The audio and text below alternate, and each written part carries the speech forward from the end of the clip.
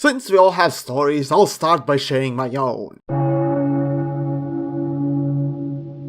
So many peasants tell us that building PC is hard, since you have to read up on a lot of stuff to make sure that every component will work. Meanwhile, those of us enjoying building process say that it's like playing with Lego bricks. Just jam the damn thing in fitting slots and voila! Still, I must admit that peasants are right. Lego bricks are kinda hard if your brain hasn't fully developed yet. But on serious note, doing your first build alone is hard, or at least it used to be hard, since nowadays you can find so many cool videos explaining and showing you how to do things. The thing is, for me, it's more of a relaxing, meditating process when building a PC. But of course, it wasn't always like it. I remember my first PC I put together. I had a lot of help from someone who knew about this stuff, and man did I enjoy every second. Funny thing about that build was that the case was rather small, while my graphics card was a fucking monster in comparison, though it basically was HD 5870. So it took some effort to get it in. Later, about a year after that card died for some reason and I sent it for warranty repair. After a couple of weeks it came back new, and few months later after using it, its fan broke. I mean, what the fuck, Radeon? If this is how you are, I don't care about your low priced cards anymore. But anyways, back to warranty. Like a week later I get the message that they can't give back the same model, so I can choose another card from their shop. Okay, so I'm thinking, upgrade is possible, and for that I choose HD 6970 DirectCU version, and the